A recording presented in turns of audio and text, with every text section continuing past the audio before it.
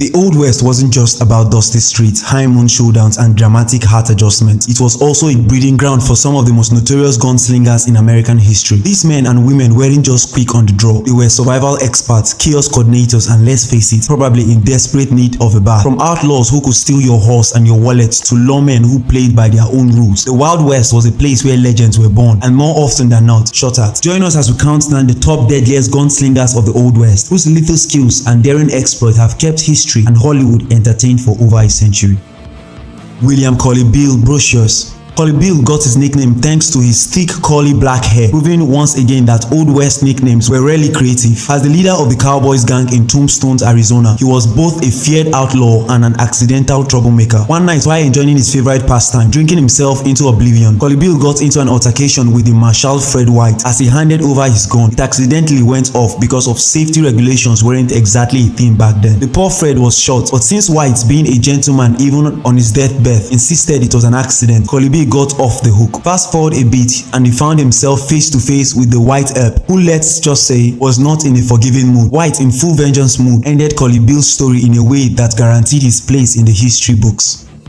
Sam Bass. Sam Bass started as a hard-working, law-abiding citizen and then quickly realized crime paid much better. After trying and failing at cowboy life, he and his friend Joel Collins made a fortune by selling stolen cattle and promptly losing all the money gambling in Deadwood. Smart. Not one to be discouraged, Bass turned to stagecoach and train robbery, where he finally struck gold, literally. His gang made up with over $60,000 from the Union Pacific Gold Train, which back then was like winning the lottery and then immediately blowing it on whiskey and cigars. Unfortunately for Bass, his lucky streaks ended when the Texas Rangers caught up with him. Wounded during a botched bank robbery, he died 2 days later on his birthday, no less. Soft break. James Killer Miller. James Miller, also known as Deacon Jim, was one of the deadliest hitmen in the West, which was ironic considering he attended church regularly and refused to drink or smoke. But don't let the Pisius act fool you. He was basically the original hitman for hire. Miller was famous for his nighttime ambushes, bulletproof vest, well, a steel plate under his coat, and creepy last words. When a lynch mob finally caught up with him, he requested to keep his hat on and, before stepping off the box, cheerfully yelled, "Let her rip." Talk about going out with style. Bella Starr. Bella Starr, aka the Bandit Queen, went from well-mannered student to full-blown outlaw, faster than you can say wanted poster. Raised among future criminals, she married a Confederate guerrilla and eventually took up a life of crime herself. Known for her charm and ability to get out of trouble, probably with a well-timed smile, she managed to escape serious punishment despite being deeply involved in horse theft and robbery. However, her luck ran out when she was mysteriously gunned down in 1889. The shooter remains unidentified, but one thing is clear. If true crime podcasts existed back then, Bella Starr's case would have been a top episode.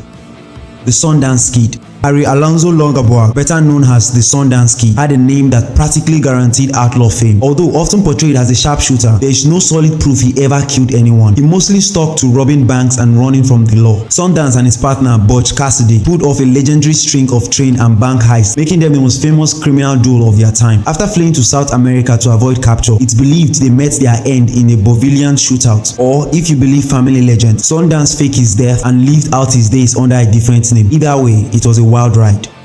Cole Younger. Cole Younger turned to crime after his father was killed in a dispute with a Union soldier. He and his brothers, along with Jesse and Frank James, formed the infamous James Younger gang and embarked on a criminal spree involving stagecoaches, banks, and trains. After a failed robbery left him riddled with bullets, 11 to be exact, Cole was captured and sentenced to life in prison. Remarkably, he was later paroled, found religion, and spent his last years giving lectures on why crime doesn't pay. Though considering how long he got away with it, some might say otherwise. John Wesley Hardin.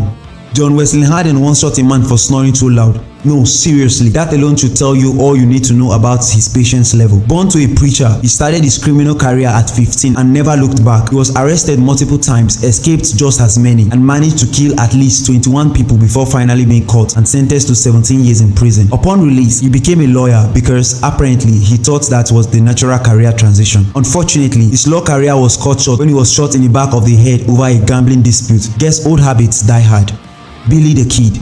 Billy the Kid is one of the most famous outlaw in history, despite the fact that most of his legend is probably exaggerated. People claim he killed 21 men, but in reality it was more like 4. Still not great, but not quite legendary murderer numbers. After a dramatic escape from jail, he was finally tracked down by Sheriff Pat Garrett and shot. Of course, some still believe he survived and lived under a new name, because what's the Old West without a little mystery?